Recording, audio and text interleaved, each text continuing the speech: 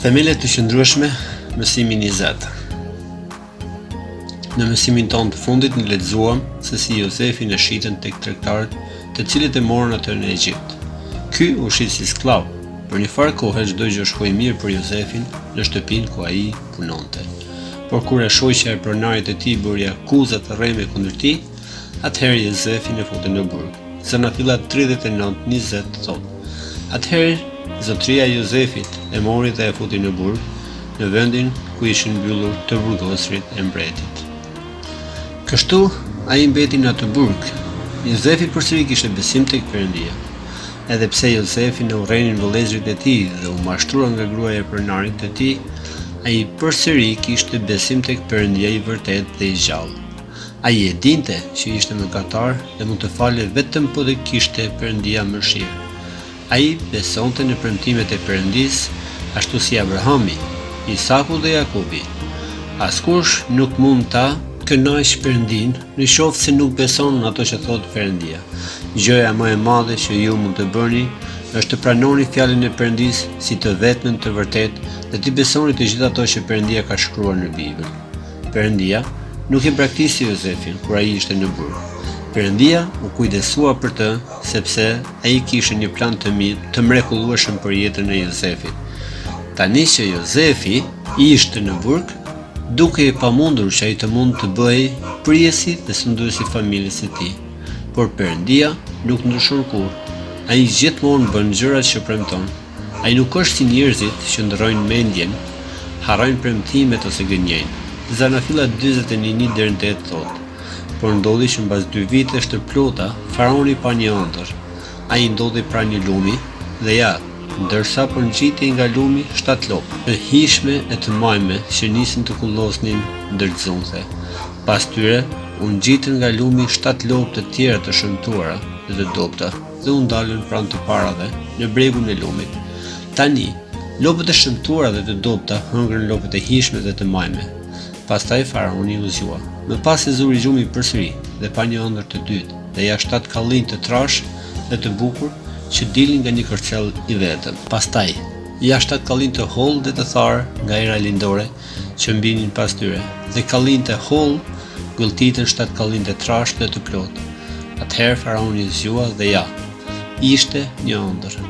Në mëngjes, shpirti i tij që i trazuar dhe dërgoi e thirri tërë magjistarët dhe të diturit e Egjiptit. Pastaj u tregoi ëndrat e tij, por asnjëri prej tyre nuk ishte në gjendje t'ia interpretonte faraonit. Merr parasysh, megjithëse Perëndia në të kaluar nuk fliste njerëzve me anë të ëndrave dhe kishte ndërmend t'i tregonte faraonit në ëndrat e tij ato që do të ndodhnin në Egjipt, sidoqoftë, kjo nuk është mënyra e zakonshme e komunikimit të Perëndisë me ne. Përse ndodh kështu? A nuk e di ai se çfarë do të ndodhë? Sigurisht që po. Ai nuk ka ndryshuar. Ai edhe sot di gjithçka që do të ndodhë në të ardhmen. Përderisa Perëndia sot nuk na flet me anë të ëndrave, atëherë si na e thot ai neve se çfarë kërkon nga ne që të njohim të ardhmen? Ai ne shpjegon ato që kërkon prej nesh që të njohim të ardhmen nëpërmjet fjalës së tij, Biblës. Faraoni, mbreti i Egjiptit, nuk e njihte dhe nuk e adhuronte Perëndinë e vërtetë dhe të gjallë. Egjiptasit adhuronin diellin, hënën dhe yjet, kafshët dhe krijesat sparranike, si dhe lumin Nil. Por edhe pse nuk adhuronin Perëndinë, Perëndia vendosi ta përdorte këtë mbret dhe vendin e tij për të përmbushur qëllimet e tij. Fjalët e Urta 21:1 thotë: Zemra e mbretit në duart e Zotit është si rrjedha e ujit. Atë e drejton nga do që do ai. Perëndia sundon mbi të gjithë njerëzit dhe kombet. Megjithëse ata mund të mos e njohin apo adhurojnë atë, ai mund të përdorë çdo në çfarëdo rrugë që ai zgjedh për të përmbushur qëllimet e tij. Perëndia është sovran, ai është sunduesi suprem mbi gjithçka. Krahaso, sa herë që bëjmë diçka ajo na përket neve, dhe ne vetë vendosim se si do të përdorim ato që na përkasin neve. Nëse bëni disa biskota, ato janë të tuat, dhe mund t'i mbani, ose i jepni, ose t'i çoni për t'i shitur. Në qoftë se ndërtoni një kompleks apartamentesh, ju vetë do të vendosni nëse do t'i jepni me qira, do t'ia shisni individëve të veçantë, do t'ia shisni një pronari tjetër të gjithë kompleksin. Perëndia është krijuesi dhe ai që kujdeset për jetën tonë. Ai na ka bërë ne dhe ne me të drejtë i përkasim atij. Perëndia mund të bëjë çfarë të dojë me ne dhe me qenë se Perëndia është i drejtë, çdo gjë që i bën ai njerëzve është e drejtë. Perëndia po vepronte nëpërmjet jetës së faraonit egjiptian dhe të një të burgosuri izraelit në emër të gjithë njerëzve të tij. Në këtë kohë, Jozefi ishte në burg. Edhe pse ishte në burg, Jozefi besonte që qëllimet e Perëndis për të ishin të mira. Megjithatë, në atë kohë, ai nuk e dinte se si punonte Perëndia. Jozefi i besonte Perëndis dhe jetonte si besimtar, duke besuar se Perëndia do të bënte për të atë që ishte e mirë. Zanafilla 41, 14-16 thotë: Atëherë faraoni dërgoi ta thërrisnin Jozefin, që e nxorën me njëherë nga burgu nën toksor. Kështu ai u rrua, ndroi rrobat dhe erdhi te faraoni. Dhe faraoni i tha Jozefit: Kam parë një ëndër dhe askush nuk është në gjendje ta interpretoj, por kam dëgjuar për ty se kur ke dëgjuar një ëndër, je në gjendje ta interpretosh. Jozefi u përgjigj faraonit duke thënë: Nuk jam unë, por Perëndia do të jap një përgjigje për të mirën e faraonit. Zanafilla 41, 25-32 thotë: Atëherë Jozefi tha faraonit: Ëndrat e faraonit janë një ëndër e njëjtë. Perëndia i tregoi faraonit atë që përgatitet të bëjë. 7 lopët e bukura janë 7 vite dhe 7 kallinjt e bukur janë 7 vite. Është e njëjta ëndër. Dhe 7 lopët e dobta dhe të shëmtuar që ngjitesh pas tyre janë 7 vite, dhe 7 kallinj boshë dhe të tharë nga era lindore janë 7 vite zi e buke. Këto janë ato që i thanë faraonit.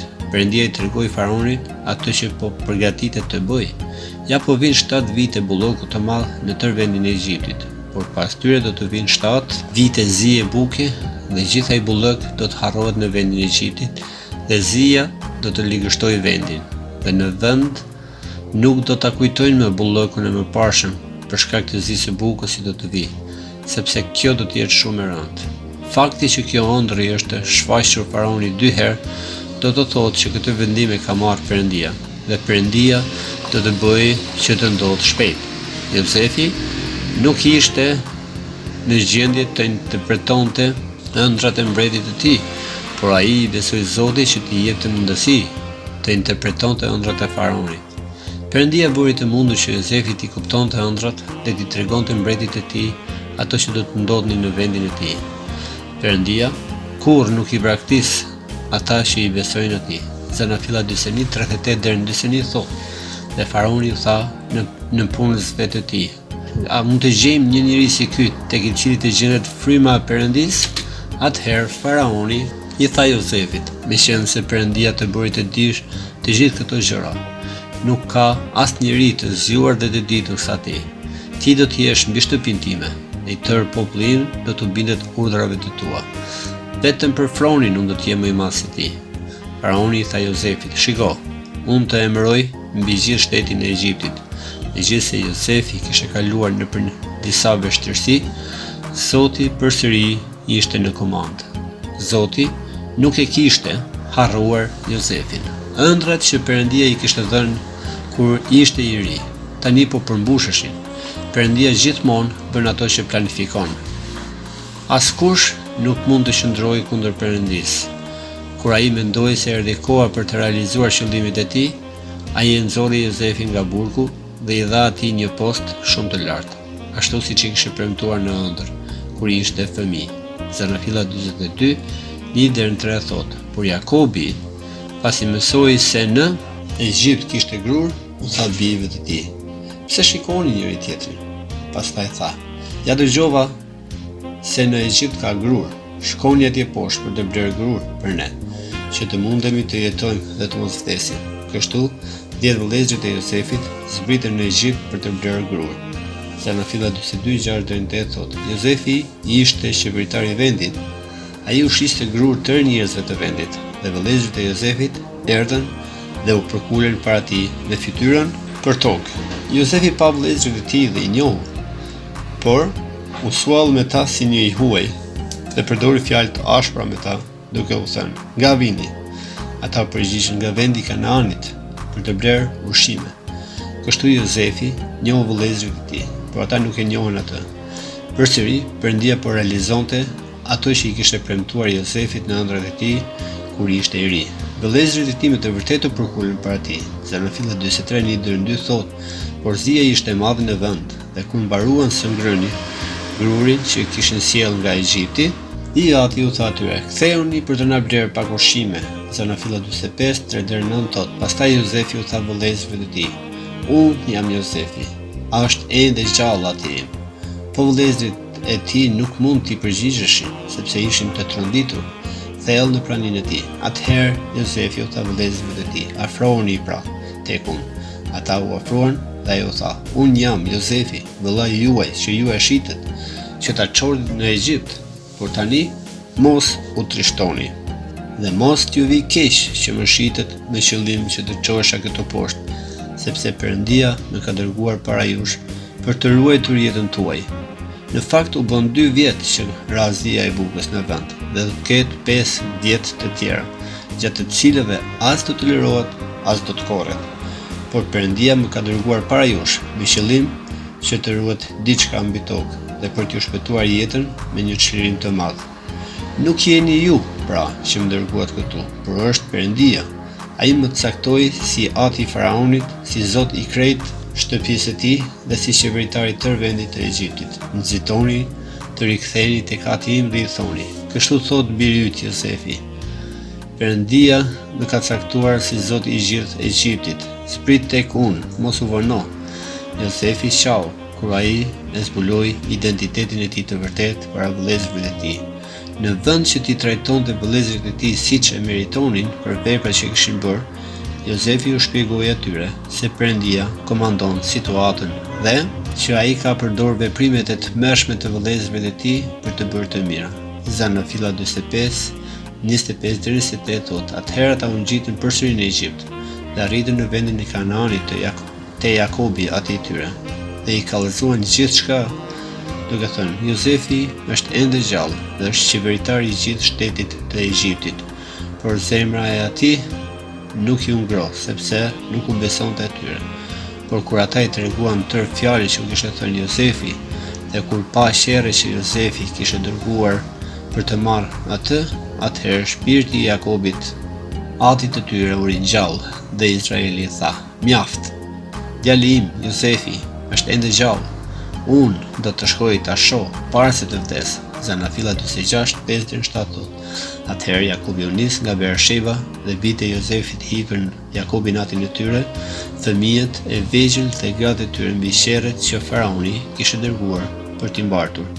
Kështu ata morën me vete bagëtin dhe sendet që kishin bler në vendin e Kanaanit dhe erdhën në Egjipt. Është fjala për Jakobin e tërë pasardhësit e tij. Ai mori me vete në Egjipt bijtë e bijve të tij dhe tërë pasardhësit e tij. Perëndia e di se çfarë do të ndodhë. Perëndia i mban gjithmonë premtimet e tij. Shumë vite më parë, Perëndia i tha Abrahamit që pasardhësit e tij do të shkonin në një vend tjetër. Edhe pse kaluan kaq shumë vite, Perëndia bëri ato që kishte premtuar. Të gjitha ato që ka thënë Perëndia në fjalën e tij do të ndodhin, ashtu siç ka thënë ai. Vështirësitë që po ndodhin në jetën e Jozefit në të vërtetë tregonin për përmbushjen e premtimeve të Perëndisë. Pas ardhësit e Jakobit ose Izraelit, tani quheshin fëmijët e Izraelit, Izraelit. Sot ne po dëgjojmë në lajmet se çfarë po ndodh në Izrael. Dhe sot Perëndia po i mban premtimet e tij. Ai mbetet gjithmonë Perëndia sovran, dhe nëpërmjet Biblës ai edhe sot u bën thirrje njerëzve ta besojnë atë.